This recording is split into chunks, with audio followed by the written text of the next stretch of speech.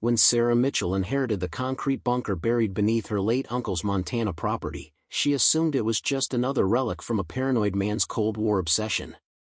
She had no idea that inside its rusted vault lay evidence of crimes so disturbing that her 911 call would trigger the largest FBI investigation in the state's history and force her to choose between protecting her daughter and exposing secrets that powerful people had killed to keep buried.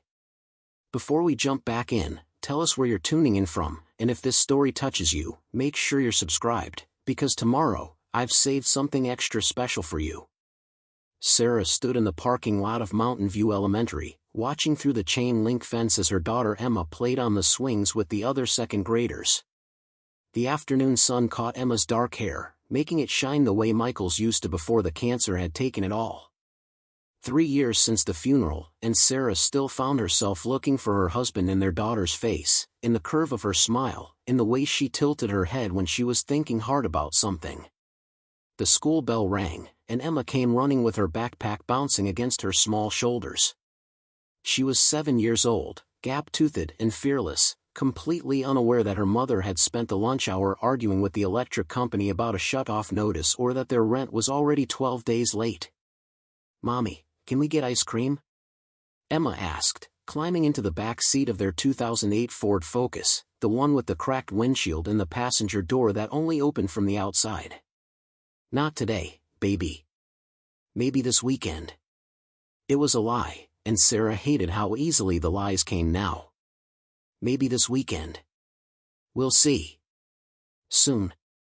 All of them translations of the same truth, that they couldn't afford anything beyond the absolute basics, and sometimes not even those. Sarah worked 40 hours a week at the county clerk's office processing marriage licenses and property deeds for people who were building the lives she'd once thought she'd have. The salary was barely enough to cover rent on their 2-bedroom apartment in Great Falls, and after utilities, car insurance, Emma's school supplies, and groceries, there was nothing left. No savings, no emergency fund, no cushion between them and complete financial collapse. Michael's death had been brutal in every possible way. The diagnosis had come fast, stage 4 pancreatic cancer discovered too late for any treatment except the kind that prolonged suffering without offering hope. They'd been married for 9 years, together since college, building a life that felt solid and permanent.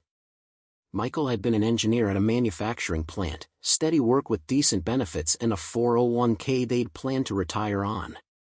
Sarah had been teaching second grade at the same school Emma now attended, surrounded by children's artwork and the smell of chalk and possibility.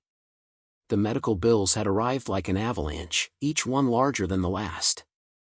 Their insurance had covered some of it, but the experimental treatments Michael's oncologist had recommended weren't included in their policy. They'd maxed out credit cards, borrowed from family, sold everything of value. Michael's vintage truck, Sarah's engagement ring, the furniture they'd spent years collecting. Nothing had been enough.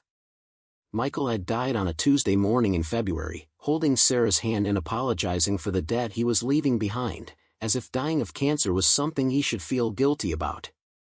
The life insurance payout had covered the funeral and paid off some of the medical debt, but it hadn't been enough to save them from bankruptcy. They'd lost the house 6 months after Michael died, and Sarah had lost her teaching job when the school district made budget cuts. Now she was a clerk instead of a teacher, living in an apartment instead of a home, and constantly calculating whether they could afford things like ice cream or new shoes when Emma's current pair wore through. The letter from the law office had arrived on a Thursday, stuffed in their mailbox between a credit card statement and a coupon for pizza they couldn't afford. Mitchell and Associates, attorneys at law, Helena, Montana. The return address meant nothing to Sarah, and for a moment she'd assumed it was another collections notice, another reminder of debts she couldn't pay. "Dear Mrs. Mitchell, we regret to inform you of the passing of your uncle, Robert Mitchell, who died on March 15 at the age of 78. As per his last will and testament, you have been named as the sole beneficiary of his estate, which includes 62 acres of undeveloped land located in Lewis and Clark County, Montana, approximately 40 miles northwest of Helena. The property contains one structure, a concrete bunker built by Mr. Mitchell in 1978, and various outbuildings in states of disrepair. Current assessed value of the property is $8,400. Annual property taxes are $1,150.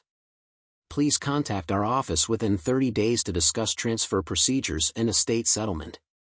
Sarah had read the letter 3 times, trying to make sense of it. Uncle Robert. She had vague memories of a tall, quiet man who'd attended her father's funeral when she was 12, someone who'd stood at the back of the church and left before the reception. Her father had mentioned him occasionally, always with a tone that suggested complicated history, old grudges that were never fully explained. Brothers who'd chosen different paths and never quite forgiven each other for it. She'd never known Robert had owned property in Montana, had never known he'd thought of her at all, let alone enough to leave her his estate. The word estate made it sound grand, but the letter made clear what it actually was. 62 acres of undeveloped land worth less than a used car, with property taxes that exceeded the assessed value. It was the same cruel joke the universe had played on her before, offering something that looked like help but was actually just another burden. Sarah had thrown the letter on the kitchen counter and tried to forget about it. She couldn't afford to inherit property, couldn't afford the taxes, couldn't afford to take time off work to deal with estate settlement. The smart thing was to let it go, to sign whatever papers would transfer the property to the state and walk away from the whole thing. But 3 weeks later, with the rent still unpaid and the shut-off notices piling up, Sarah found herself thinking about those 62 acres. Even if the land was worthless, maybe there was something on it that could be sold. The outbuildings might contain old equipment, tools, anything that could bring in a few $100s at auction. The bunker itself might have salvageable materials, concrete, metal, whatever preppers and survivalists used when they built their underground shelters. Sarah had spent an evening researching Robert Mitchell, trying to understand who this uncle had been and why he'd left her property she couldn't afford to keep. What she found was fragments of a life lived mostly off the grid. Robert had been a welder, working industrial jobs throughout Montana and Wyoming for 40 years before retiring to his property in the wilderness. No wife, no children, no social media presence or digital footprint beyond occasional mentions in local newspaper articles about property disputes with neighbors. The few photographs Sarah could find showed a lean man with hard eyes and calloused hands, someone who looked like he'd spent his life working with metal and machinery in places where mistakes could kill you. In one photo from the 1980s, Robert stood in front of what appeared to be the bunker, a concrete structure partially buried in a hillside with a heavy metal door that looked like it belonged on a bank vault. The property itself was located in the middle of nowhere, accessible only by dirt roads that weren't maintained by the county. The nearest town was 15 miles away, population 340, the kind of place that had one gas station and a post office that was only open 3 days a week. It was the perfect location for someone who wanted to disappear, who wanted to build something without neighbors asking questions or authorities knowing what was happening behind closed doors. Sarah made her decision on a Friday night after Emma had gone to bed and Sarah had spent 2 hours staring at their bank account, trying to make the math work out differently than it did. She had $347 in checking, rent was $875, and the electric company had given her until the end of the month before shutting off their power. She was out of options, out of time, and out of the energy it took to pretend everything was going to be okay. She called the law office first thing Monday morning and told them she wanted to accept the inheritance. The attorney, a woman named Patricia Chin who sounded too young to be handling estate settlements, explained the process. Sign the transfer documents, pay the back property taxes that Robert had left unpaid for the last 2 years, assume responsibility for future tax obligations. The back taxes totaled $2,300, money Sarah didn't have but could maybe scrape together if she maxed out the one credit card that still had available balance. "I need to see the property first," Sarah said. "Before I commit to anything, I need to know what's actually there." Patricia had paused, and Sarah heard papers shuffling in the background. "Mrs. Mitchell, I should tell you that your uncle's property is quite remote. There's no electricity, no running water, no services of any kind. The bunker is the only substantial structure, and we have no information about its interior condition. Mr. Mitchell was very private about what he kept there. Did anyone go inside after he died?" The sheriff's deputy who responded to the wellness check entered the property but did not explore the bunker. Mr. Mitchell's body was found in his trailer. He'd been deceased for approximately a week when a neighbor noticed his dogs were loose. The property has been secured since then, but we haven't conducted any inventory of the bunker's contents. Sarah felt something shift in her chest, a mixture of dread and desperate hope. If no one had been inside the bunker, if Robert's possessions were still there, maybe there was something of value. Tools, equipment, whatever a welder who'd worked industrial jobs for 40 years might have accumulated. Even if it was just scrap metal, it might be enough to pay a month's rent and buy her time to figure out something better. "I want to visit this weekend," Sarah said. "Can you give me directions?" Patricia emailed her a property map and GPS coordinates along with a warning that cell phone coverage was non-existent in that area and that Sarah should bring emergency supplies in case her vehicle broke down. The email had an attachment, a single photograph of the bunker taken by the sheriff's deputy, showing a concrete structure built into a hillside with a massive steel door secured by what looked like a combination lock and multiple deadbolts. Sarah stared at the photograph, trying to imagine what Robert had been protecting. Preppers built bunkers to survive nuclear war or societal collapse, stocking them with food, weapons, and supplies for long-term survival. Maybe Robert had been one of those people, paranoid about government tyranny or environmental disaster, spending his retirement preparing for an apocalypse that never came. If the bunker was full of canned goods and survival gear, Sarah could sell it online to other preppers and survivalists who were still waiting for the end of the world. She made plans with her sister Lauren to watch Emma for the weekend, lying about why she needed to drive 4 hours into the Montana wilderness.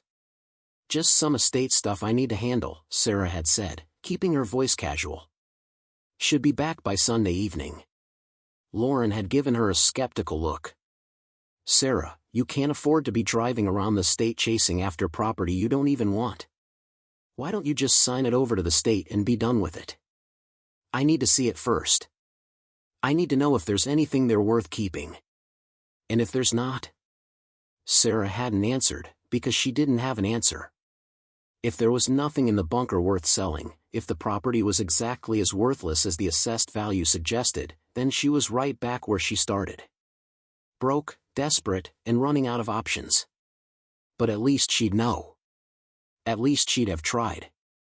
Preparing and narrating this story took us a lot of time, so if you are enjoying it, subscribe to our channel, it means a lot to us.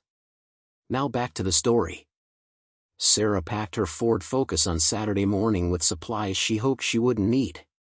Emergency water, a first aid kit, a flashlight with extra batteries, the tire iron from her trunk, and the canister of pepper spray she kept in her purse. Emma had helped her pack a cooler with sandwiches and juice boxes, treating the whole thing like an adventure instead of what it actually was, a desperate attempt to salvage something valuable from the wreckage of their financial situation.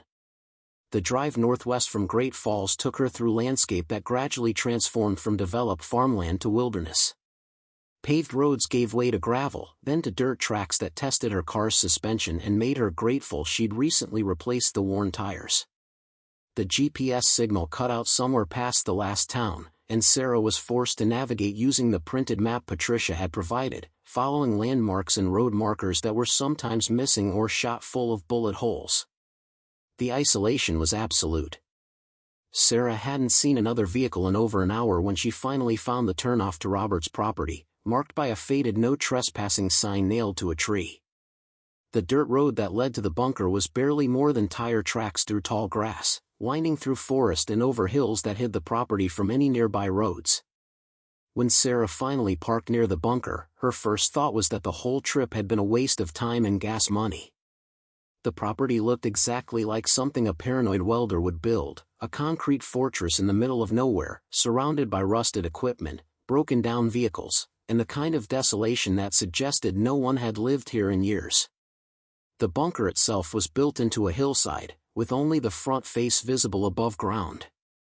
The concrete was stained and weathered, covered in moss and lichen, but the structure looked solid. The steel door was massive, at least 6 inches thick, secured with a combination lock the size of Sarah's fist and multiple deadbolts that looked like they'd been designed to withstand a battering ram. Sarah approached the door slowly, unsure what she was hoping to find or what she'd do if she actually managed to get inside. The combination lock had no instructions, just a dial with numbers from 0 to 99. She tried a few obvious combinations: Robert's birth year, her father's birth year, random numbers that felt significant, but nothing worked. The lock stayed closed, keeping whatever secrets Robert had decided were worth protecting. It was while Sarah was examining the lock more carefully that she noticed something scratched into the concrete beside the door. Numbers, barely visible beneath years of weather and grime. Sarah used her sleeve to wipe away the dirt, revealing what looked like a sequence: July 31st, 54. Her heart was racing as she spun the combination lock dial. 31 right, 7 left, 54 right.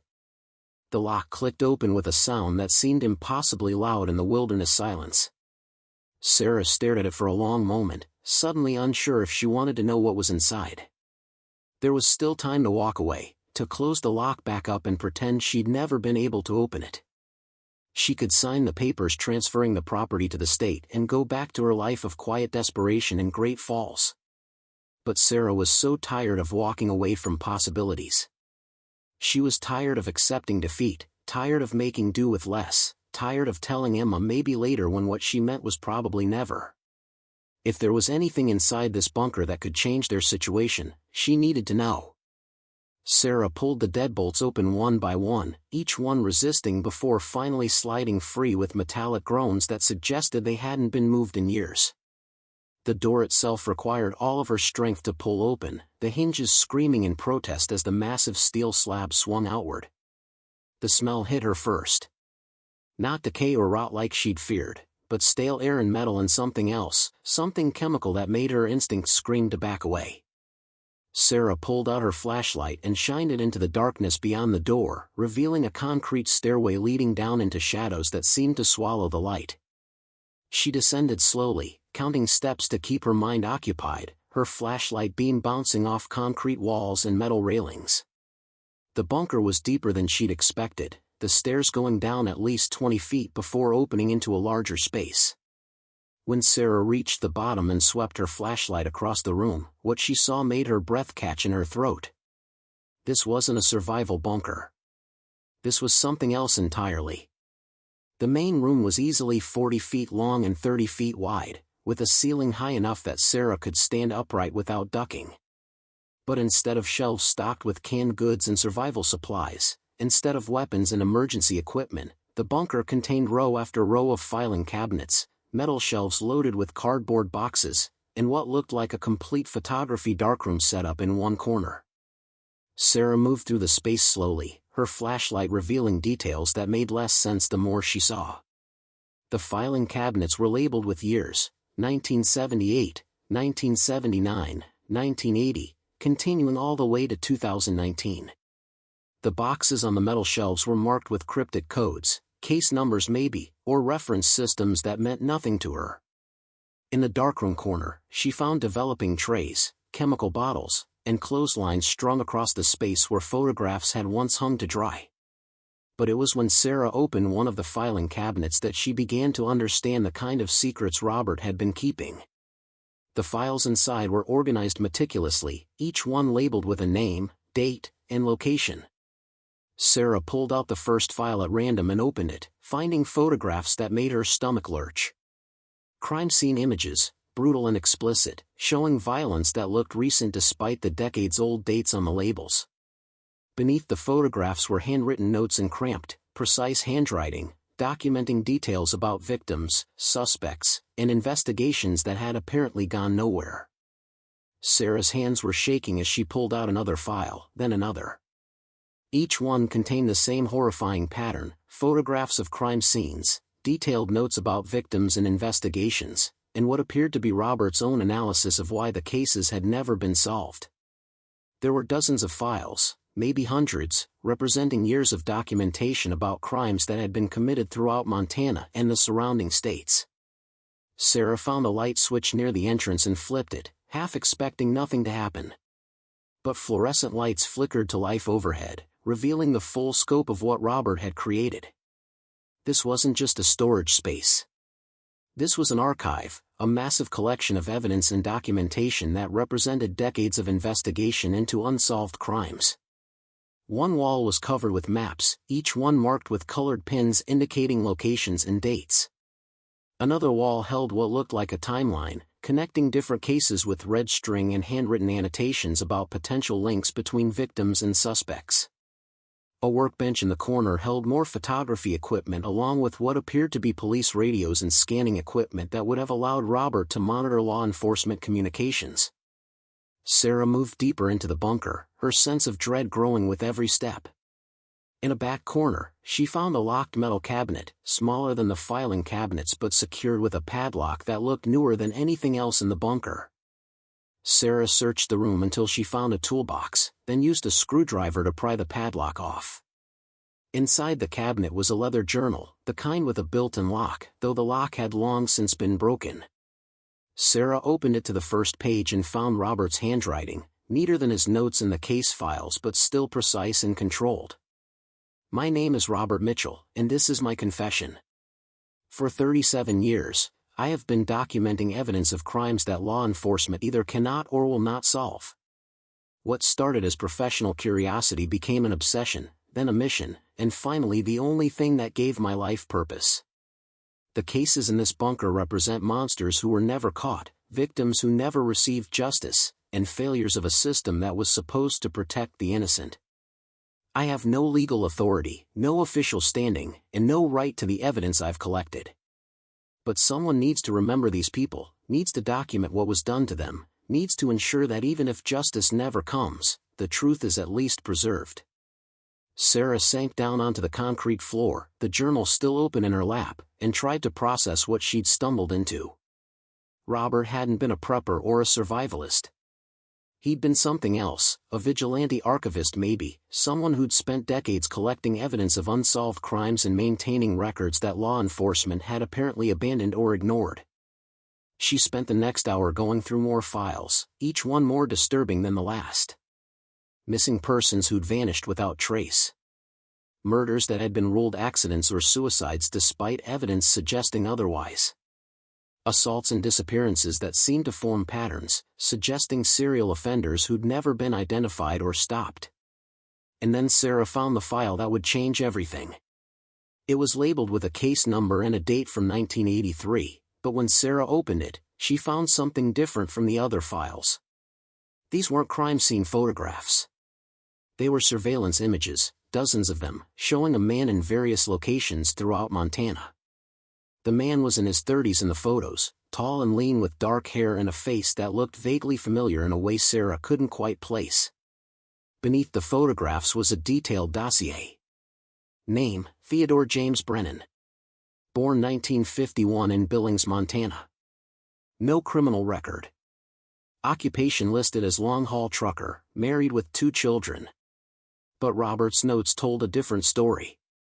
The handwriting was more urgent here, less controlled, as if Robert had been writing fast to get everything down before he forgot. Brennan is connected to at least 7 disappearances across 3 states between 1978 and 1982. All victims were women in their 20s, all vanished from truck stops or rest areas along Interstate 90. No bodies ever found, no evidence linking Brennan to the disappearances except circumstantial proximity. Law enforcement won't investigate because there's no proof. I've been following him for 5 years. I know what he is. I know what he's done. But I can't prove it, and without proof, he'll keep killing until someone stops him. Sarah felt ice spreading through her chest as she continued reading. Robert had spent years documenting Brennan's movements, tracking the dates and locations where women had disappeared, building a timeline that showed an undeniable pattern. And in the final pages of the file, dated just 3 months before Robert's death, was a note that made Sarah's blood run cold. Brennan is still alive. Still driving trucks. Still killing. He's 72 years old now and should have retired, but he keeps working, keeps traveling the same routes where women continue to disappear. The last confirmed disappearance was 2 months ago in Billings. 24-year-old named Jennifer Hartley, vanished from a truck stop off I-90, vehicle found abandoned, no body recovered, No suspects identified. Brennan was in Billings that same week. I have photographs. But I'm running out of time. Heart is failing, doctor says I have months at most. If I die before Brennan is stopped, all of this evidence dies with me. Need to find someone who will listen. Someone who will finish what I started. Sarah sat in the concrete bunker surrounded by evidence of decades of crimes and realized that Robert hadn't left her worthless land. He'd left her a responsibility, a burden, and potentially the key to stopping a serial killer who'd been operating undetected for over 40 years. Her hands were shaking as she pulled out her phone, knowing before she looked that there'd be no signal. She was alone in the wilderness with evidence that could either bring a monster to justice or get her killed if the wrong people found out what she knew. Sarah looked at the journal again, at Robert's confession and his desperate final notes about Brennan. If she walked away now, if she sealed up the bunker and pretended she'd never seen any of this, then Robert's life's work would die with him and the women who'd disappeared would never be remembered. But if she took this evidence to the authorities, if she tried to use what Robert had collected to reopen old cases and expose a serial killer, she'd be putting herself and Emma in danger from people who'd already proven they were willing to kill to protect their secrets. Sarah made her decision with the same desperate determination that had carried her through Michael's death and the bankruptcy that followed. She couldn't afford to walk away, couldn't afford to pretend she didn't know what she knew, couldn't afford to let fear stop her from doing what was right. She began photographing everything with her phone, documenting the filing cabinets, the case files, the maps and timelines on the walls. She focused especially on the Brennan file, photographing every page of Robert's notes and every surveillance image that showed the man who might have killed 7 women or more. When her phone's storage was full, Sarah searched the bunker until she found what she'd been hoping for, a box of old floppy disks and CDs labeled with case numbers and dates. Robert had digitized at least some of his evidence, creating backups that could be shared or copied. Sarah gathered the discs and CDs into a canvas bag along with the journal and the Brennan file, evidence that could either destroy her life or finally bring justice to the women Robert had spent decades trying to remember. She climbed the stairs out of the bunker with the bag over her shoulder, blinking in the late afternoon sunlight that felt wrong after the fluorescent lights and underground air. Sarah sealed the bunker door and reset the combination lock, then walked back to her car on legs that felt unsteady. Her phone showed no signal, which meant she couldn't call 911 from here. She'd have to drive back towards civilization until she found coverage, then make the call that would either vindicate Robert's life's work or mark Sarah as a crazy person who'd inherited a bunker full of conspiracy theories and fabricated evidence. But as Sarah started her car and began the long drive back toward the highway, she noticed something that made her heart skip. Fresh tire tracks in the dirt road, recent enough that the grass hadn't sprung back yet. Someone had been here recently, maybe even while Sarah was inside the bunker. She drove faster than was safe on the rutted dirt road, checking her rearview mirror constantly for any sign of pursuit. When she finally reached the highway and her phone showed 1 bar of signal, Sarah pulled over and dialed 911 with fingers that wouldn't stay steady. 911, what's your emergency? Sarah took a breath and began explaining what she'd found in her uncle's bunker, knowing that once she said the words out loud, there would be no going back. She'd be committed to a path that might lead to justice or danger or both, and her life would never be the same as it had been before she'd opened that steel door. The 911 operator's voice had been calm and professional, asking Sarah to stay on the line while she dispatched officers to her location. But Sarah had heard something else beneath the practiced composure, skepticism maybe, or the weariness of someone who'd fielded too many calls from people claiming to have evidence of decades-old crimes. Sarah had tried to explain about the bunker, about Robert's files and the Brennan case, but the words had come out jumbled and desperate, making her sound exactly like what she probably appeared to be, a broke single mother grasping at any story that might give meaning to inherited property she couldn't afford to keep. The operator had taken down Sarah's information and the GPS coordinates of Robert's property, then asked her to drive to the sheriff's station in Helena to make a formal statement. Sarah had agreed, ended the call, and sat in her parked car on the side of the highway trying to steady her breathing. The canvas bag with Robert's evidence sat in the passenger seat, and Sarah found herself staring at it, wondering if she'd just made the biggest mistake of her life or the most important decision. The drive to Helena took 90 minutes, and with every mile Sarah's certainty eroded a little more. What if Robert's evidence was fabricated? What if he'd been mentally ill, constructing elaborate conspiracy theories out of coincidences and paranoia? What if Theodore Brennan was just a truck driver who'd happened to be in the wrong places at the wrong times, and Sarah was about to destroy an innocent man's life based on the obsessive documentation of someone who'd spent decades living alone in the wilderness? But then Sarah would remember the photographs in the files, the crime scene images that were too detailed and too brutal to be anything except real. She'd remember Robert's journal entries, written with the precision of someone who understood he was creating evidence that might outlast him. And she'd remember the fresh tire tracks on the dirt road leading to the bunker, evidence that someone else knew about Robert's archive and might be trying to ensure it stayed buried. The Lewis and Clark County Sheriff's Office was a squat brick building on the outskirts of Helena, surrounded by official vehicles and the kind of institutional landscaping that suggested function over beauty. Sarah parked in the visitor lot and sat for a long moment, gathering courage. Through the car window, she could see Emma's school photo tucked into the sun visor, her daughter's gap-toothed smile reminding Sarah why she couldn't walk away from this. If there was even a chance that Robert's evidence could stop Theodore Brennan from killing again, then Sarah had a responsibility to try, regardless of the personal cost.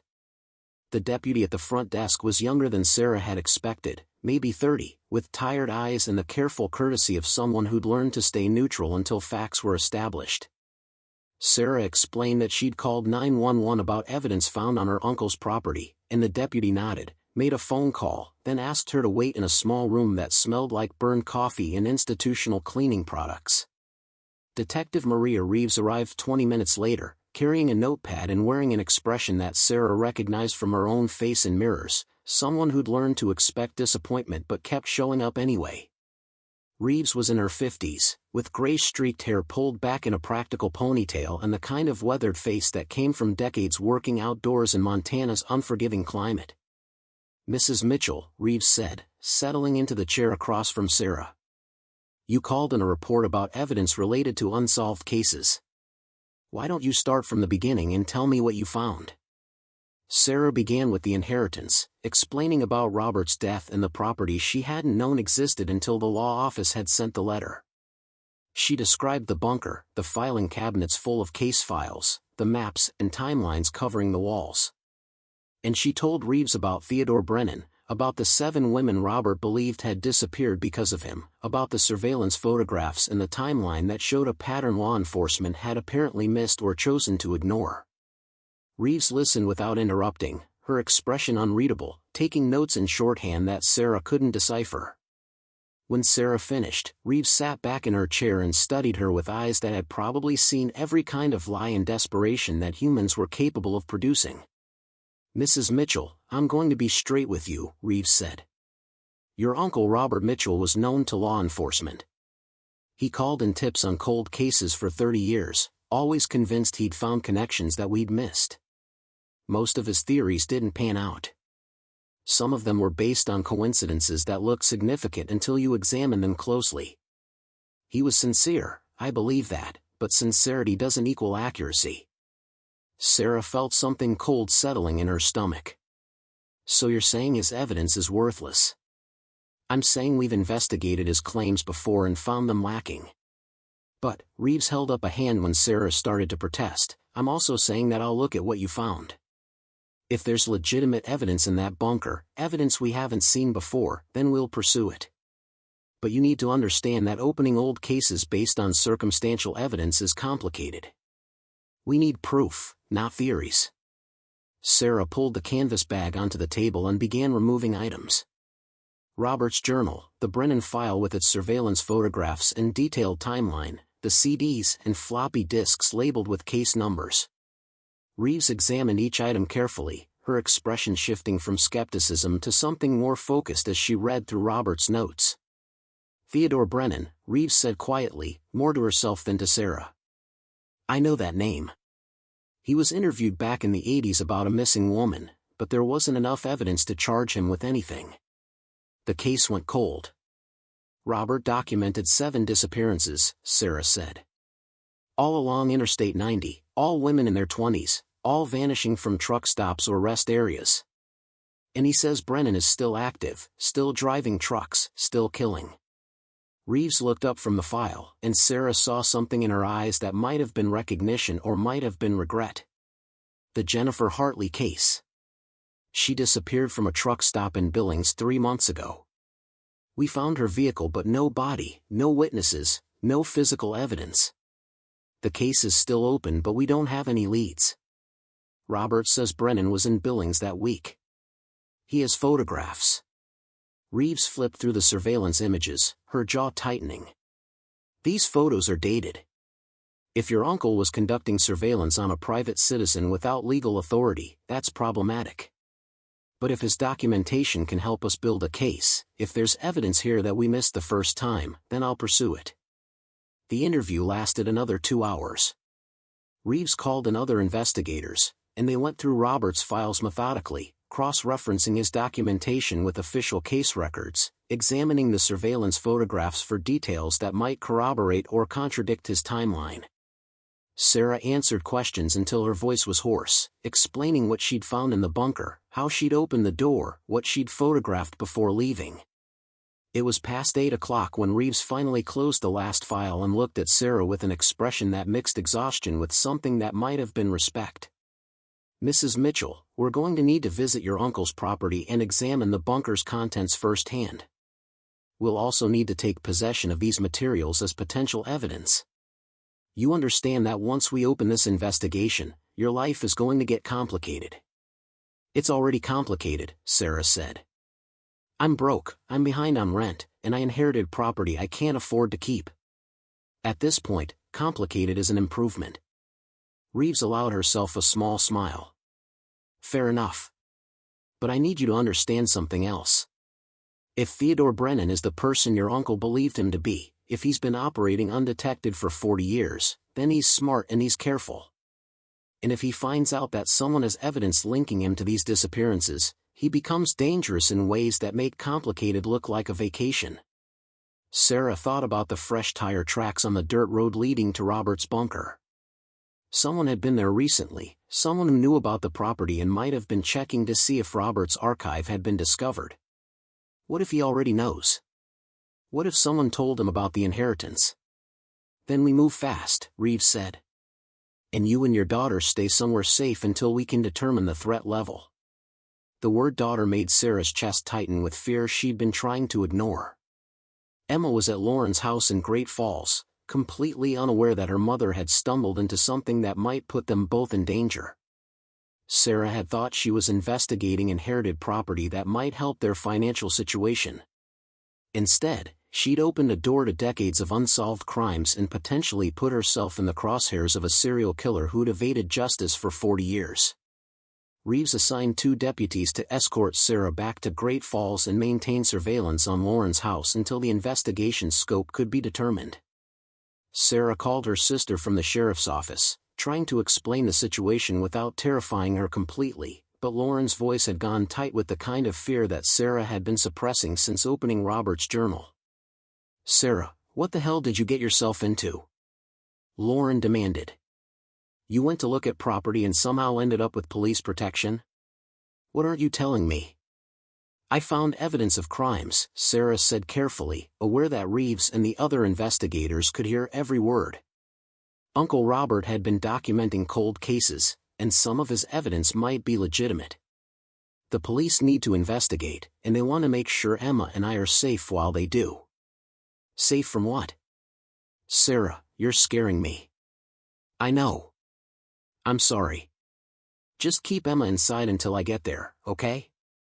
Don't let her go anywhere alone, don't answer the door for strangers, and if anything feels wrong, call 911 immediately." The drive back to Great Falls took place mostly in silence, with Sarah following the deputy's vehicle through darkness that felt heavier than it should have. She kept checking her rearview mirror for headlights that might be following too closely, kept looking for vehicles that appeared and reappeared with suspicious consistency. Every set of headlights made her heart race, every passing truck made her wonder if Theodore Brennan was behind the wheel, watching and waiting for an opportunity to silence the woman who'd discovered Robert's evidence. It was past midnight when they reached Lauren's house, a modest ranch-style home in a subdivision that looked painfully normal compared to the wilderness isolation of Robert's property. Lauren met them at the door, her face pale and her arms crossed defensively across her chest. She let Sarah inside while the deputies positioned themselves in a vehicle parked across the street, maintaining what Reeves had called protective surveillance. "Emma's asleep in the guest room," Lauren said once they were inside with the door locked and the curtains drawn. "I told her you got held up with paperwork and would be here in the morning. She doesn't know anything about what you found or why there are police outside." Sarah sank onto Lauren's couch, exhaustion hitting her all at once. "Thank you. I know this is insane. I know you didn't sign up for any of this. What exactly is this, Sarah? What did you find in that bunker that has police guarding my house?" Sarah told her sister everything, starting with the filing cabinets full of case files and ending with Theodore Brennan and the women who'd disappeared along Interstate 90. Lauren listened with an expression that cycled through disbelief, horror, and anger, and by the time Sarah finished, her sister was pacing the living room with the kind of agitated energy that meant she was trying not to scream. "You should have left it alone," Lauren said finally. "You should have seen that bunker door and turned around and driven home. Now you've dragged yourself into a murder investigation, potentially put Emma in danger, and for what? You don't even know if any of Robert's evidence is real. The detective thinks it might be." She recognized Brennan's name, recognized some of the cases Robert documented. "If there's even a chance that his evidence can stop a serial killer, I had to report it." "At what cost?" Lauren's voice cracked. "You're broke, Sarah. You're barely keeping your head above water. Now you're going to add legal fees and protection details and God knows what else to your list of problems. How is that helping Emma?"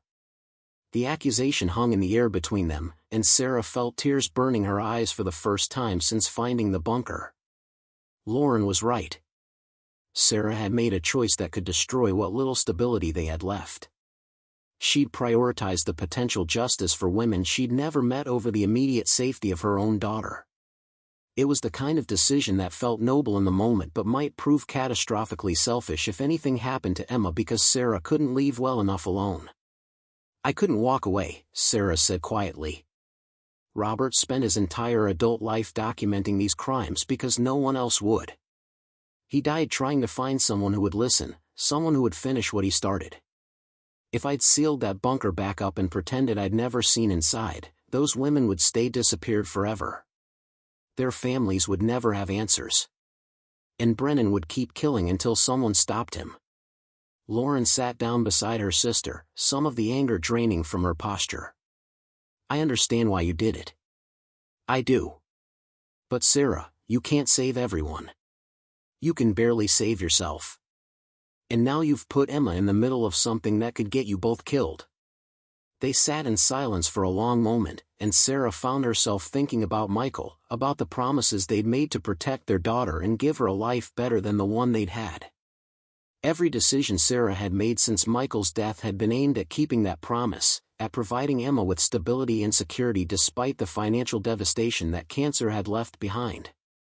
But now Sarah had done something that threatened to destroy the fragile safety she'd been building, and she couldn't even explain why the choice had felt inevitable.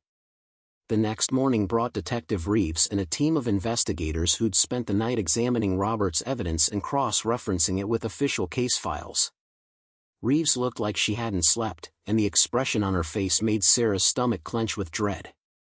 "We need to talk," Reeves said, and Sarah knew from her tone that whatever the detective had discovered, it was going to change everything. They sat at Lauren's kitchen table while Emma watched cartoons in the living room, completely unaware of the conversation happening 20 feet away. Reeves spread out copies of Robert's files, photographs that had been enhanced and analyzed overnight, documents that bore official stamps and case numbers that matched records in law enforcement databases. "Your uncle's evidence is legitimate," Reeves said. "The case files match official records, the photographs are authentic crime scene images that Robert shouldn't have had access to. We don't know how he obtained them, possibly through contacts in law enforcement or through his own investigation, but they're real. Which means his conclusions about Theodore Brennan deserve serious consideration. Sarah felt something loosen in her chest. Robert hadn't been delusional. His decades of work hadn't been the paranoid fantasies of an isolated man losing touch with reality. He'd been documenting actual crimes, building evidence that law enforcement had apparently missed or ignored. "What happens now?" Sarah asked. "We reopen the cases," Reeves said. "All 7 disappearances that Robert linked to Brennan, plus the Jennifer Hartley case from 3 months ago. We'll examine the evidence with fresh eyes, look for connections we missed the first time, and build a case that can actually lead to charges. But Sarah, you need to understand something. This investigation is going to take time. Months, maybe years. Cold cases are complicated, evidence degrades, witnesses die or disappear, and defense attorneys are going to challenge every piece of documentation that came from Robert's unauthorized investigation. But you believe Brennan killed those women?" Reeves met her eyes. "I believe your uncle spent 40 years building a case that deserves investigation. Whether we can prove Brennan's guilt beyond a reasonable doubt is a different question. Serial killers who operate undetected for decades are smart. They don't leave obvious evidence. They choose victims who won't be immediately missed, they vary their methods enough to prevent pattern recognition, and they're patient. If Brennan is the monster Robert believed him to be, then he's been getting away with murder for 40 years because he's better at hiding than we are at finding." The doorbell rang, making everyone jump. Lauren peered through the window, then turned back with a confused expression. "It's a process server." Sarah felt ice spreading through her veins as Lauren opened the door and accepted the envelope. The process server confirmed Sarah's identity, handed over the documents, and left without explanation. Sarah opened the envelope with shaking hands, already knowing what she'd find inside. It was a lawsuit.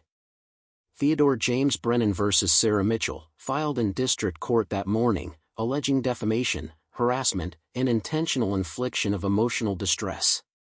The complaint stated that Sarah Mitchell had made false accusations against Mr. Brennan, had obtained and distributed confidential information without authorization, and had caused irreparable damage to his reputation and livelihood.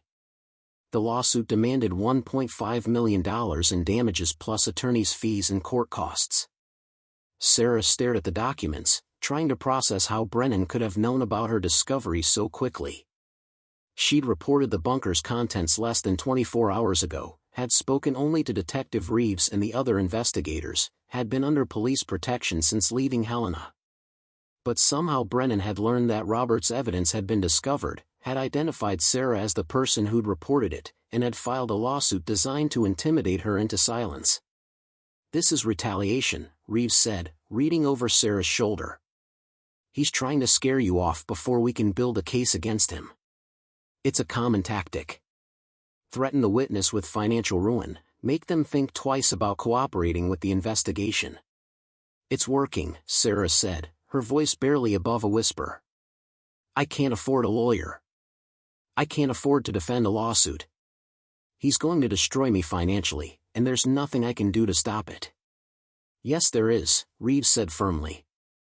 "You cooperate with our investigation, you document everything Brennan does to intimidate or harass you, and you let us build a criminal case that will make his civil lawsuit irrelevant. If we can prove he's a serial killer, his defamation claim falls apart. But Sarah, I won't lie to you. This is going to get worse before it gets better.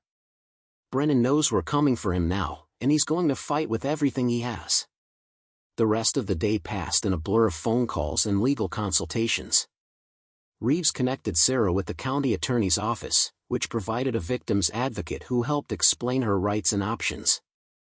The advocate, a woman named Diana Torres who'd spent 20 years working with crime victims, was blunt about Sarah's situation.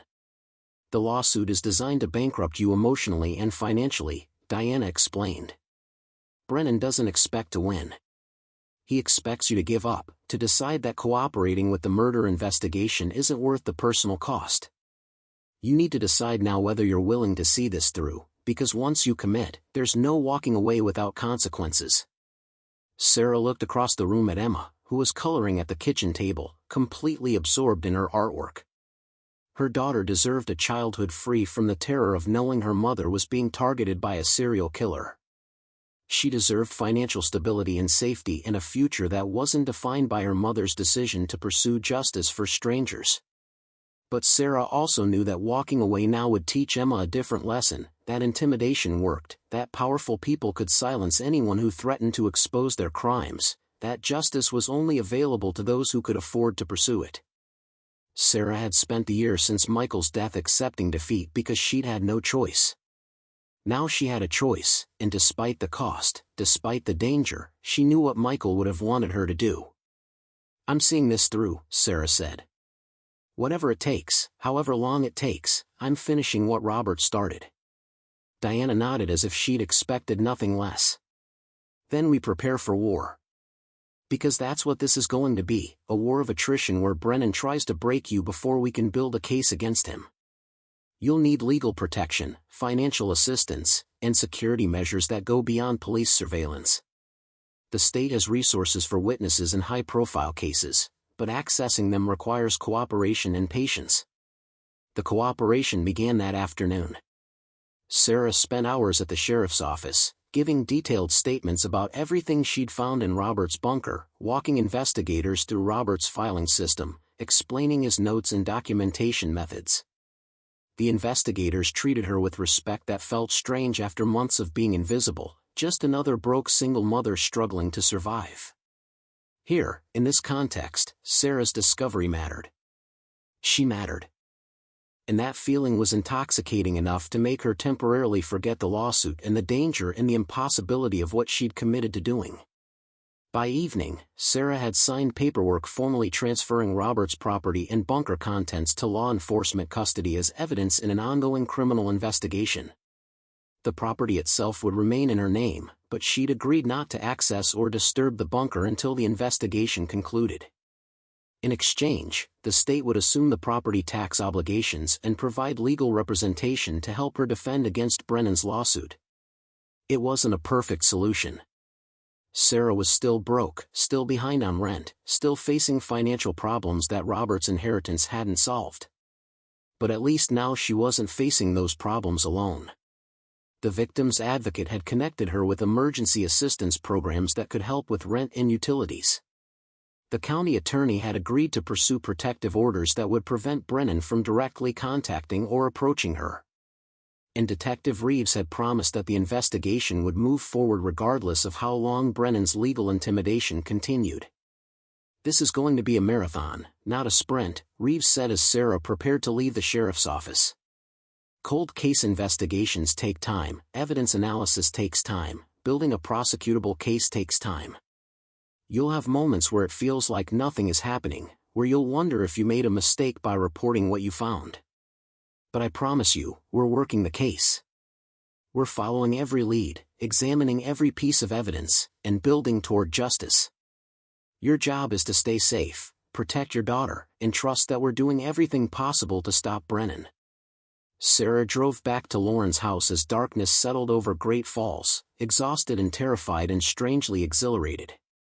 She'd started the day as a broke widow who'd inherited worthless property. She was ending it as a key witness in a serial killer investigation, someone whose discovery might prevent future murders and bring justice to families who'd spent decades without answers.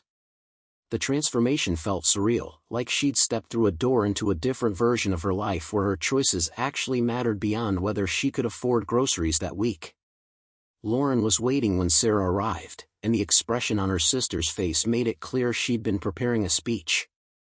But before Lauren could start, Emma ran to the door and threw her arms around Sarah's waist, hugging her with the fierce desperation of a 7-year-old who'd sensed something was wrong even if she didn't understand what. "Mommy, are you okay?" Emma asked. "Aunt Lauren said you had important work stuff, but you look sad." Sarah knelt down to her daughter's level and pulled her close, breathing in the smell of Lauren's lavender shampoo and Emma's own unique scent that reminded Sarah of everything worth fighting for. "I'm okay, baby. Just a long day. But I'm okay." It was close enough to the truth.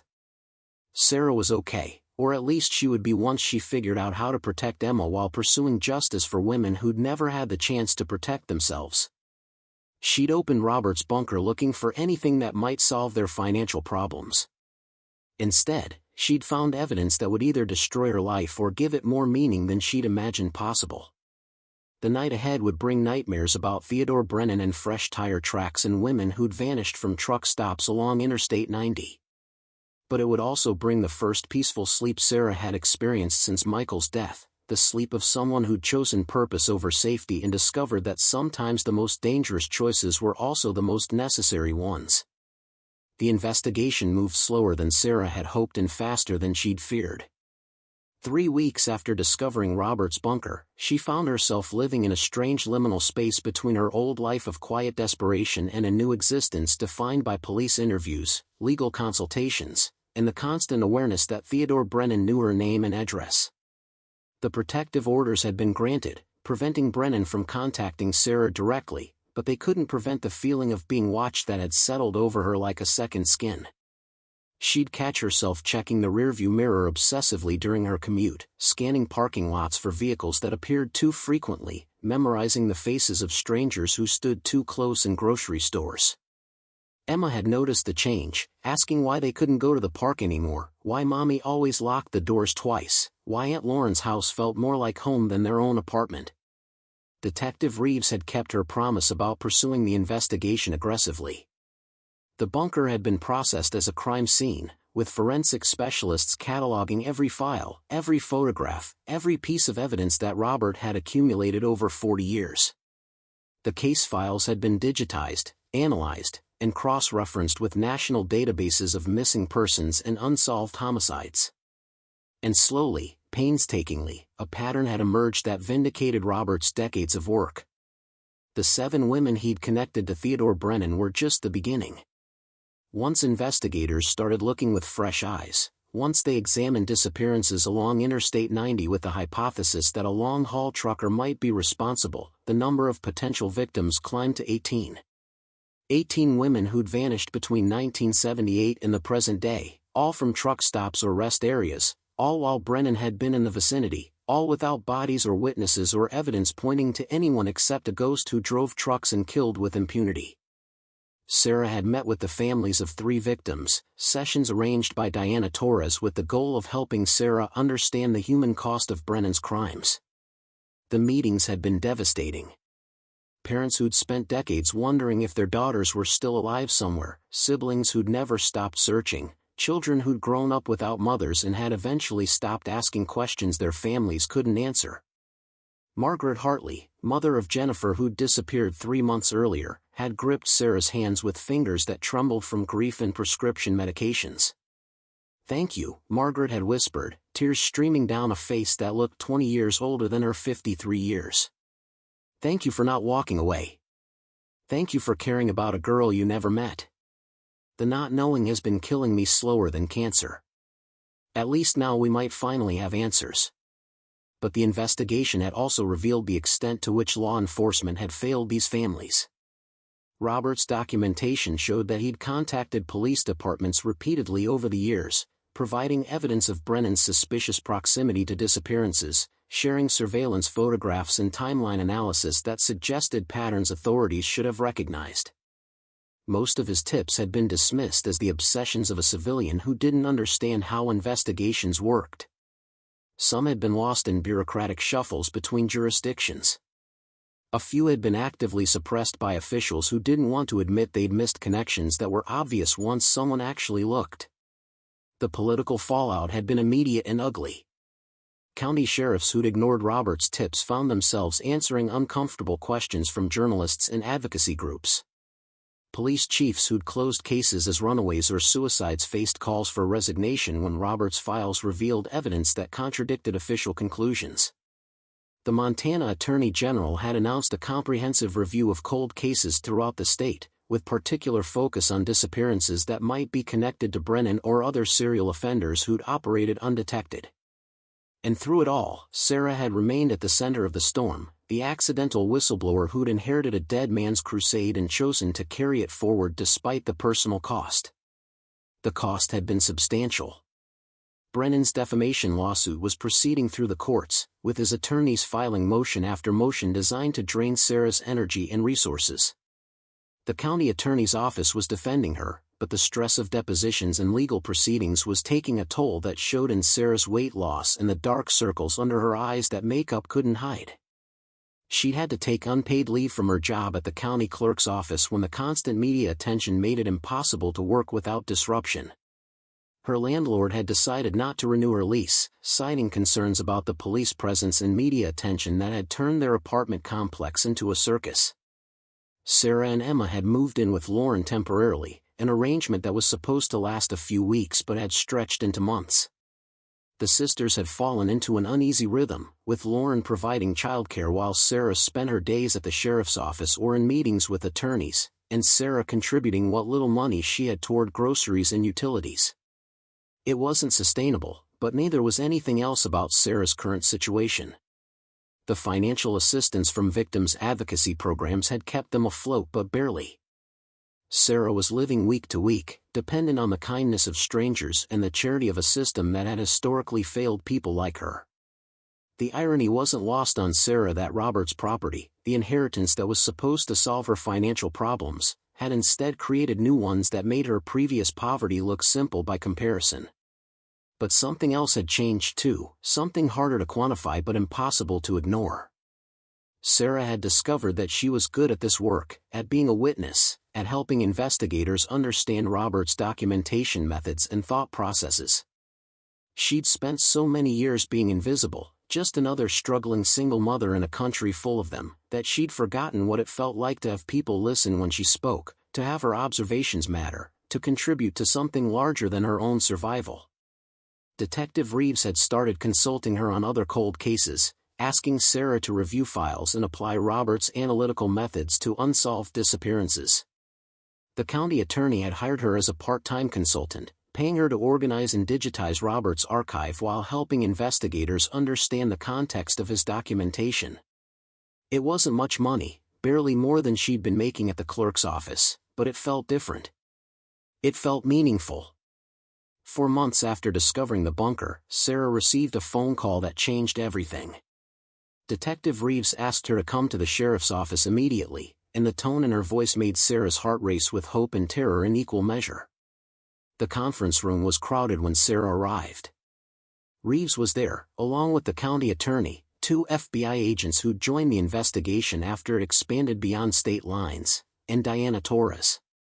They all wore expressions that Sarah had learned to read over months of collaboration, the carefully controlled excitement of people who'd achieved something significant but didn't want to celebrate prematurely.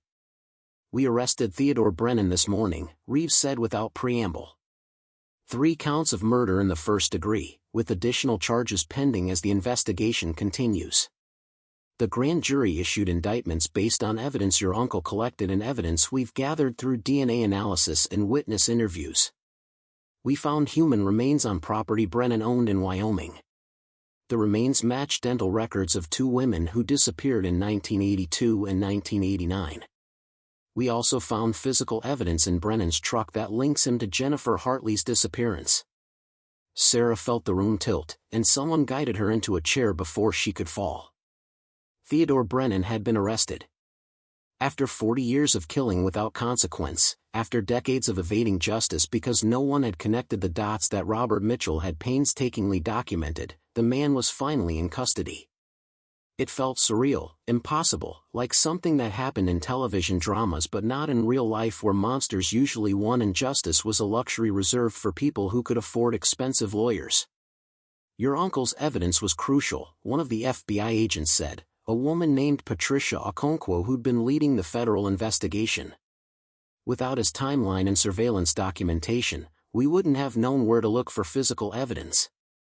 The remains in Wyoming were buried on property Brennan had sold in 1995, property he thought would never be connected to him. But your uncle had documented his purchase and sale of that property, had noted it as suspicious that Brennan had owned land in such a remote location. That documentation gave us probable cause to search, and what we found there provided the physical evidence we needed for murder charges. The press conference happened that afternoon, with law enforcement officials from multiple agencies standing before cameras and explaining how civilian documentation had helped solve cases that had been cold for decades. They praised Robert Mitchell's persistence, his methodical approach to investigation, his refusal to let these women be forgotten even when official channels had failed them. They talked about Sarah's courage in reporting what she'd found, her cooperation with the investigation despite personal cost, her role in ensuring that Robert's life's work hadn't died with him. Sarah stood at the back of the room during the press conference, watching officials take credit for work that Robert had done alone for 40 years, watching them praise investigative techniques that they'd previously dismissed as the obsessions of a paranoid civilian. She should have felt angry, should have resented the way they were spinning the narrative to make themselves look competent instead of acknowledging their failures. But mostly she felt exhausted and relieved and grateful that Margaret Hartley and the other families would finally have answers. The media attention that followed was overwhelming. Sarah's face appeared on news broadcasts throughout Montana and in national coverage that framed the story as a thriller about a widow who'd inherited a serial killer's secrets. Reporters camped outside Lauren's house, requesting interviews and offering payment for exclusive access. True crime podcasters wanted to tell Robert's story, documentary filmmakers wanted to recreate his investigation, book publishers wanted Sarah to write a memoir about her accidental role in solving one of Montana's most prolific serial killer cases. Sarah declined most requests, accepting only a handful of interviews where she could control the narrative and ensure that the focus remained on the victims rather than on her or the sensational aspects of the case. She wanted people to remember Jennifer Hartley and the other women whose names had been forgotten, not to remember Sarah Mitchell as the lucky widow who'd stumbled onto evidence that happened to matter. But the attention did bring one unexpected benefit. A civil rights attorney named Marcus Webb had seen Sarah's story on the news and had contacted her about representing her pro bono in Brennan's defamation lawsuit. Webb specialized in defending whistleblowers and had a reputation for aggressive litigation that made powerful people nervous. Within 2 weeks of taking Sarah's case, he'd filed a motion to dismiss based on the criminal charges against Brennan, arguing that Sarah's statements about him were protected truth and that his lawsuit was a malicious attempt to silence a witness in a criminal investigation. The judge agreed, dismissing Brennan's lawsuit with prejudice and ordering him to pay Sarah's attorney's fees. The financial judgment was symbolic since Brennan's assets were frozen pending the outcome of his criminal trial, but the principle mattered. Sarah had been vindicated, her decision to report Robert's evidence had been validated by the legal system, and the man who'd tried to intimidate her into silence was facing justice. 6 months after discovering the bunker, Sarah returned to Robert's property for the first time since the investigation had begun. The bunker had been emptied of evidence, with everything catalogued and transferred to law enforcement custody. But the structure itself remained, a concrete monument to one man's refusal to accept that some crimes would never be solved. Sarah stood in the entrance, looking down the stairs into darkness that was no longer frightening now that its secrets had been exposed. She thought about Robert spending decades in this underground space, documenting crimes and building cases that no one would look at, driven by a sense of justice that had consumed his entire adult life. She wondered if he'd ever imagined that his work would matter, that someone would eventually find his archive and use it to stop the monster he'd been tracking. The land around the bunker was beautiful in the way that Montana wilderness was beautiful, harsh and unforgiving but honest about what it demanded from those who tried to live there. Sarah understood now why Robert had chosen this place, why he'd built his archive in the middle of nowhere instead of trying to work within official systems that had repeatedly failed him. Out here, away from bureaucracy and politics and the comfortable lies that people told themselves about justice, Robert had been free to pursue truth without compromise.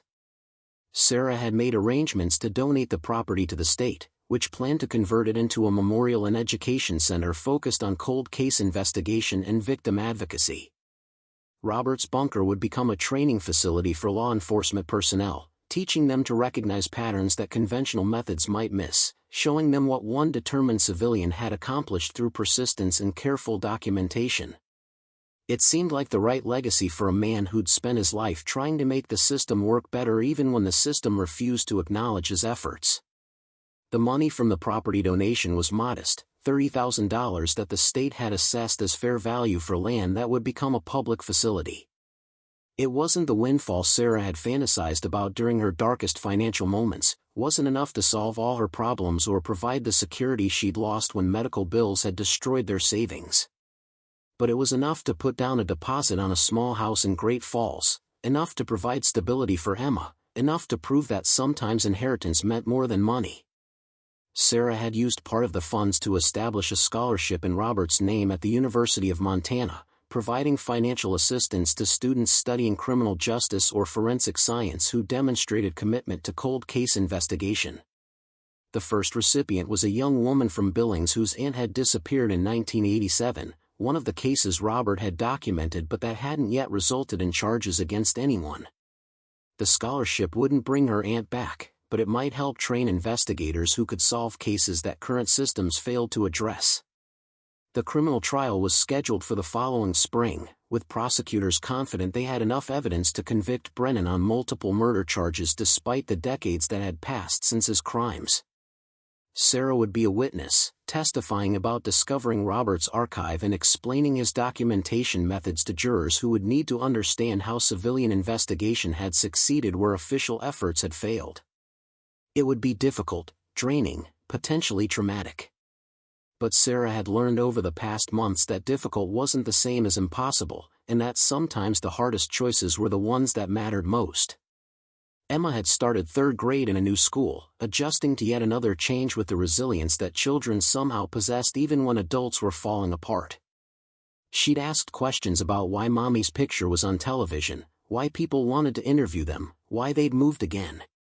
Sarah had tried to explain in age-appropriate terms about helping police solve crimes, about doing the right thing even when it was hard, about how sometimes grown-ups had to make choices that affected the whole family.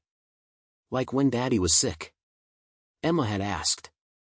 When we had to sell stuff and move and everything changed.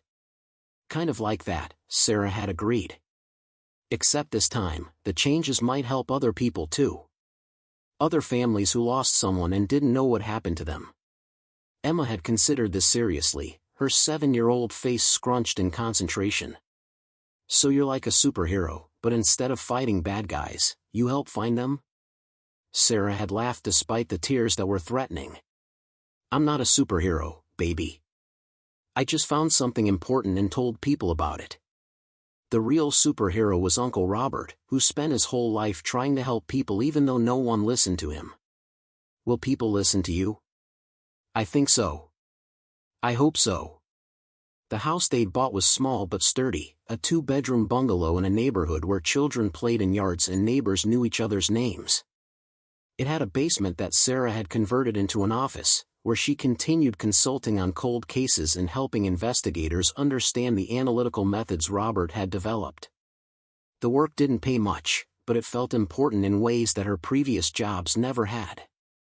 On weekends, Sarah and Emma worked in the small backyard, planting vegetables and flowers in soil that Emma insisted they ask permission from before disturbing. The land remembers everything, Emma had explained with the seriousness of a child who'd absorbed more than Sarah had realized. We should be nice to it so it's nice to us. Sarah had learned that her daughter was right, that land did remember. Robert's property had remembered decades of investigation, had kept his secrets safe until someone came along who could use them. The Montana wilderness had remembered where Theodore Brennan had buried his victims, had preserved evidence that patient investigators could eventually find. Even the small patch of backyard where Sarah and Emma were planting tomatoes remembered, in its way, the people who'd lived there before and the choices they'd made about what to grow and what to let lie. 1 year after discovering the bunker, Sarah received a letter from Margaret Hartley. Jennifer's remains had been identified among those found on Brennan's Wyoming property, giving the family closure that had seemed impossible when Sarah had first met Jennifer's mother. The letter was short, written in shaky handwriting that suggested Margaret's health had declined since their first meeting. Dear Sarah, they're bringing Jennifer home next week. After 3 years of not knowing, after imagining every terrible possibility, we finally know what happened and can lay her to rest properly. Your Uncle Robert documented her case, kept her in his records, refused to let her be forgotten even when everyone else had moved on. You honored his work by reporting it, by choosing to help strangers instead of protecting yourself from trouble. Because of you and Robert, my daughter's name won't disappear. Because of you, other families might be spared what we went through. I don't have words to express what that means, but I hope you know that you changed our lives. Thank you. Margaret. Sarah kept the letter in her office, pinned to a bulletin board alongside photographs of Robert's bunker and news clippings about the investigation. On difficult days, when the consulting work felt overwhelming or the financial stress threatened to drag her back into despair, she'd read Margaret's letter and remember why she'd chosen to open that steel door instead of walking away. The land had tested her, had given her a burden she hadn't asked for and couldn't afford to carry. But it had also given her purpose, had transformed her from a victim of circumstances into someone who'd chosen to fight even when fighting seemed impossible. Robert's inheritance hadn't been the worthless desert property the assessor's report had suggested. It had been the opportunity to prove that ordinary people could make extraordinary differences when they refused to accept that justice was only available to those with power and resources. Emma was playing in the backyard when Sarah joined her one evening in late autumn, the Montana air carrying the promise of winter in its chill. Her daughter had created an elaborate garden layout, with sections for vegetables and flowers and what she called remembering plants, herbs and wildflowers that Emma insisted helped people think about important things. "What are you remembering today?" Sarah asked, sitting beside her daughter in grass that was starting to go brown. "Daddy," Emma said simply. "And Uncle Robert, who we never met but who was brave like Daddy was." Sarah pulled her daughter close, breathing in the smell of earth and child and the future they were building together in this small house on this small piece of land. Michael would have been proud of what they'd survived, proud of the choices Sarah had made even when those choices had seemed to threaten everything they had left. Robert would have understood why Sarah couldn't walk away from his life's work, why she'd chosen justice for strangers over safety for herself. The land stretched beyond their small yard, rolling toward horizons that held both history and possibility. Somewhere out there, Robert's property was being converted into a training facility that would teach future investigators to see patterns and pursue justice with the persistence he'd demonstrated. Somewhere out there, families were finally receiving answers about loved ones who'd been missing for decades, closure that had seemed impossible before Sarah had opened a bunker door and refused to close it again. Sarah had started her journey desperate and broke, a widow looking for any solution to financial problems that felt insurmountable. She'd found instead a responsibility she hadn't sought, a burden that had nearly destroyed her, and a purpose that had ultimately saved her. The inheritance Robert had left wasn't measured in property values or tax assessments. It was measured in lives changed, justice served, and the proof that one person's choice to pursue truth could ripple outward in ways that transformed entire communities. The sunset painted the Montana sky in shades of orange and gold, the kind of beauty that felt earned rather than given. Sarah sat with her daughter in grass that remembered every footstep, on land that kept its own accounting of what had been planted and what had been harvested. They'd survived the test, had chosen courage over comfort, had learned that inheritance sometimes meant accepting burdens that changed who you were in the process of carrying them. Emma pointed toward the horizon where the last light was fading. "Do you think Uncle Robert knows we helped finish his work?" Sarah considered the question seriously, giving it the weight that Emma's questions always deserved. "I think he knows. And I think he's glad someone finally listened." The darkness settled over their small yard and their small house, but it no longer felt threatening. Sarah had learned to open doors into darkness, had learned to trust that light could be found even in the deepest underground spaces. The land had given her more than she'd inherited, had taught her lessons about courage and purpose that no amount of money could have purchased. And in return, Sarah had given the land something it had been waiting for since Robert first locked that steel door and buried his secrets beneath Montana soil. She'd given it justice. 5 years had passed since Sarah Mitchell stood in her uncle's bunker and made the choice that would define the rest of her life. The years had moved like seasons, some harsh and unforgiving, others gentle enough to allow healing in the spaces where pain had lived. Theodore Brennan had been convicted on 14 counts of murder, with authorities still investigating connections to other disappearances that might never be fully resolved. He would die in prison, an old man who'd finally been stopped not by sophisticated law enforcement but by one person's refusal to let buried truths stay buried. Sarah sat on the porch of the house she and Emma now called home, watching the November sun paint the Montana sky in shades that reminded her of the desert surrounding Robert's bunker. Emma was 12 now, taller and more thoughtful, carrying herself with a quiet confidence that surprised people who remembered the frightened 7-year-old who'd once asked why they had to keep moving. The girl had grown into someone who understood that stability wasn't about staying in one place forever but about knowing you had the strength to rebuild when circumstances forced you to start over. The consulting work had evolved into something more permanent. Sarah directed the Robert Mitchell Cold Case Initiative, a nonprofit organization that provided training and resources to law enforcement agencies throughout the western states. The organization operated out of the facility that had been built on Robert's former property, where investigators came to learn analytical methods that conventional training didn't teach. Sarah spent her days teaching others to see patterns in chaos, to trust civilian observations that official channels might dismiss, to remember that unsolved cases represented real people whose families deserved answers even decades later. The work paid modestly but steadily, enough that Sarah no longer calculated whether they could afford necessities, enough that Emma's college fund was growing instead of remaining an impossible dream. More importantly, the work felt like completion, like she was honoring both Robert's legacy and the promise she'd made to families who'd spent years wondering what had happened to people they loved. Detective Reeves had retired 2 years earlier, but she stopped by the office occasionally, checking on cases and sharing stories about investigations that had been solved using methods she'd learned from Robert's documentation. They'd become friends in the way that people who'd survived something difficult together often did, bonded by experiences that outsiders couldn't fully understand. "You ever regret it?" Reeves had asked during one visit, the question coming after they'd spent an afternoon reviewing a cold case from Idaho that showed similarities to patterns Robert had identified. Opening that door? Choosing to see what was inside instead of walking away?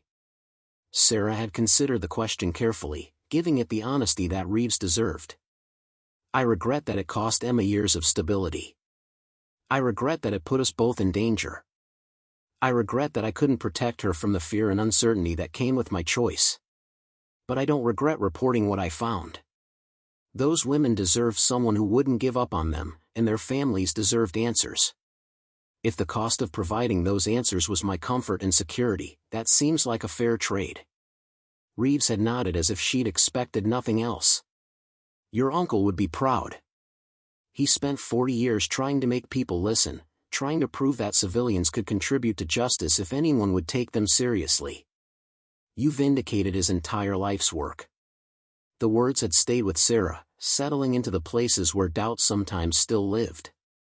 She'd never met Robert, had no memories of the man who'd left her an inheritance that looked worthless but contained the seeds of transformation. But she felt connected to him in ways that went deeper than blood, connected by the shared experience of seeing problems that others ignored and refusing to accept that nothing could be done. The scholarship fund had expanded, now supporting 15 students annually who were studying criminal justice, forensic science, or victim advocacy with focus on cold cases. The recipients came from backgrounds similar to Sarah's, people who understood what it meant to struggle financially while trying to pursue work that mattered more than profit. Several former scholarship recipients now worked at the initiative, bringing energy and perspective that kept the organization focused on the families it served rather than on bureaucratic efficiency. Margaret Hartley had passed away 18 months after Jennifer's remains were identified, her health failing rapidly once the decades of not knowing had finally been resolved. But before she died, Margaret had established a foundation that provided support to families of missing persons, offering resources for private investigations when official channels stalled and emotional support for people navigating the particular hell of ambiguous loss. Sarah served on the foundation's board, helping to guide its mission and ensure that Robert's methods were shared with families who needed tools to pursue their own searches for truth. The work had taught Sarah things about herself that she'd never suspected during the years when survival had been her only focus. She was good at teaching, at breaking down complex analytical methods into steps that made sense to people who'd never considered themselves capable of investigation. She was patient with families who were desperate and grieving, able to listen without judgment while helping them understand what was realistic and what was false hope. She had a gift for recognizing patterns in data that others missed, seeing connections that weren't obvious until someone pointed them out. Most surprisingly, Sarah had discovered that she was brave in ways that had nothing to do with physical courage. She was brave enough to speak uncomfortable truths to law enforcement officials who didn't want to hear them, brave enough to challenge conventional wisdom when evidence suggested different conclusions, brave enough to advocate for victims even when doing so made powerful people uncomfortable. The broke widow who'd been invisible in her poverty had become someone who couldn't be ignored, and the transformation felt like discovering a version of herself that had always existed but needed crisis to emerge. Emma had grown up watching her mother build something meaningful from circumstances that could have destroyed them both. The girl had learned lessons about resilience and purpose that Sarah couldn't have taught through words alone. When Emma's school had assigned a project about personal heroes, she'd chosen Robert, creating a presentation about the great uncle she'd never met who'd spent his life documenting crimes that others ignored. Heroes don't always wear capes or save people from burning buildings, Emma had written in the essay that accompanied her presentation. Sometimes heroes spend decades working alone because they believe truth matters even when no one is listening. My great-uncle Robert was that kind of hero, and my mom became one too when she chose to finish what he started instead of walking away because it was safer. The teacher had called Sarah after the presentation, expressing concern that Emma had been exposed to traumatic subject matter at too young an age. Sarah had listened politely, then explained that Emma had lived through her mother's choice to pursue justice despite personal cost, had witnessed the investigation and trial, had met families who'd finally received closure because someone refused to let their loved ones be forgotten. Protecting Emma from that knowledge would have meant teaching her that difficult truths should be hidden, that safety mattered more than justice, that ordinary people couldn't make differences that mattered. Those weren't lessons Sarah was willing to teach. The property where Robert's bunker stood had become something sacred in the years since it had been converted into a training facility. Law enforcement personnel who attended programs there spoke about the place with reverence, describing how spending time in the underground archive that Robert had created gave them perspective on what patient investigation could accomplish. The filing cabinets and wall displays had been preserved exactly as Robert had left them, maintained as both teaching tools and memorials to his dedication. Sarah visited occasionally, walking the land that had tested and transformed her, thinking about the morning she'd first arrived desperate and broke with no idea that opening a steel door would change everything. The wilderness looked different now that she knew its secrets, now that she understood what Robert had protected here for decades. The isolation that had seemed desolate on her first visit now felt appropriate, like Robert had chosen this place specifically because it could keep secrets until the right person came along to expose them. Lauren had never fully understood Sarah's choice to pursue the investigation despite the danger and cost, but the sisters had reached an understanding that felt like its own kind of healing.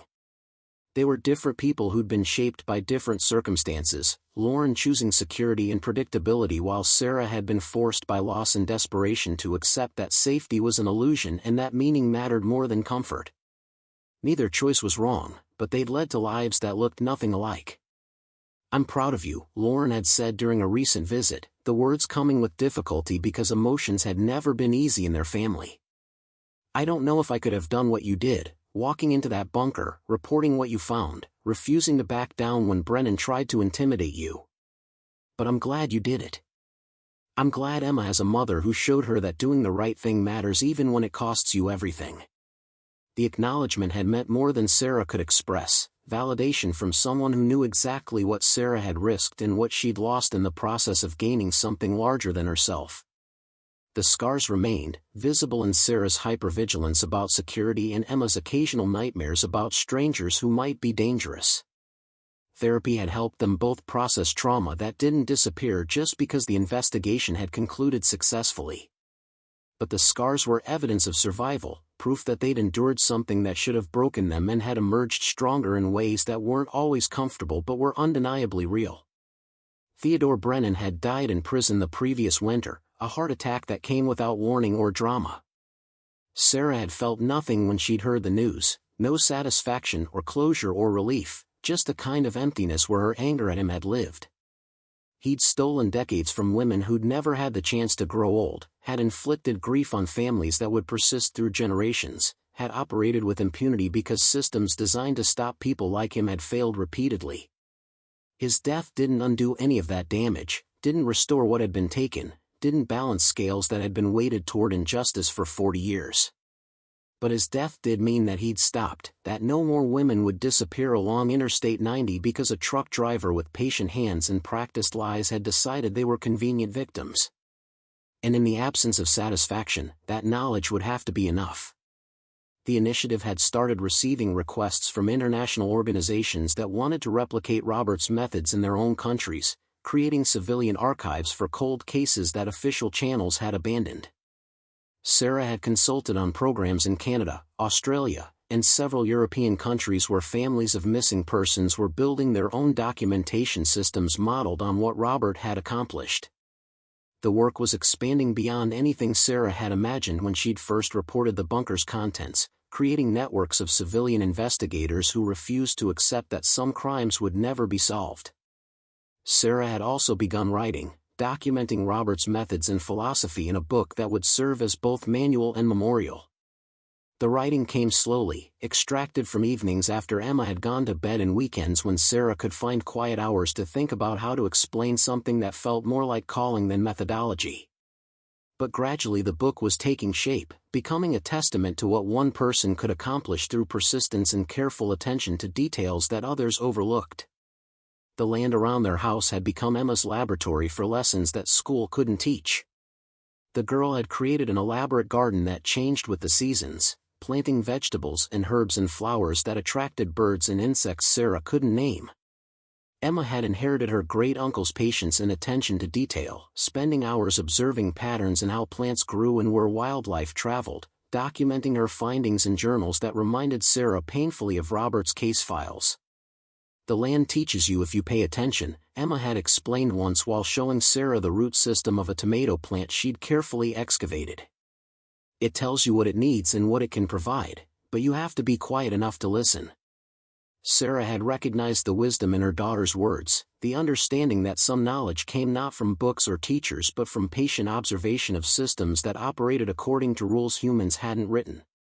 Robert had understood that, had approached his investigation with the same patient attention that Emma brought to her garden, trusting that patterns would emerge if he watched long enough and recorded what he saw without imposing his own assumptions on the data. The November afternoon was fading toward evening, the temperature dropping as winter asserted its claim on Montana. Sarah watched Emma in the backyard, her daughter moving among raised beds and carefully tending plants that would sleep through the cold months before returning in spring.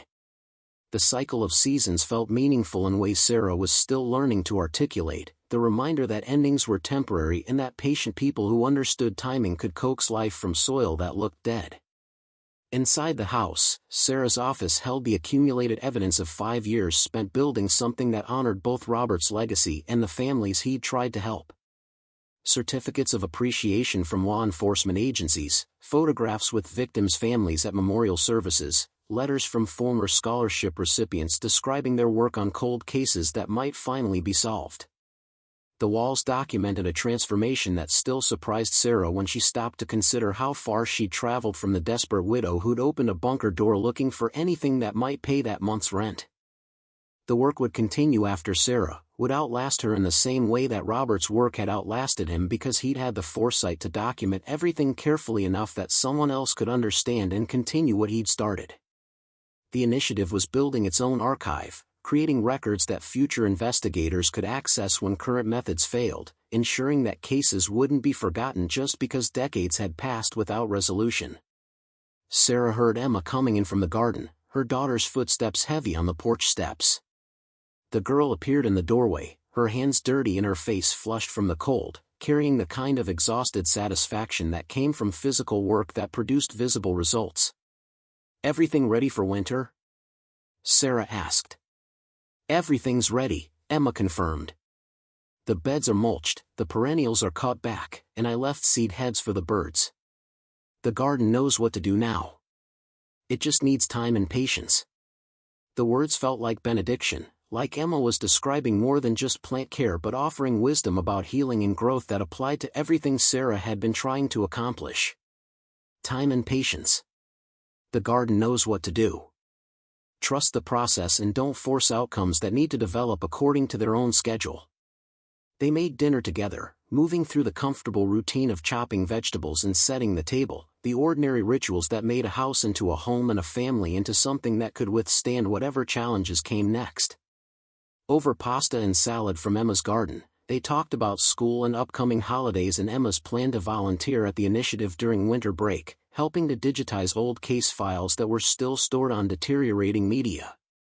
After dinner, Sarah returned to the porch despite the cold, wrapping herself in a blanket and watching stars emerge in the darkening sky.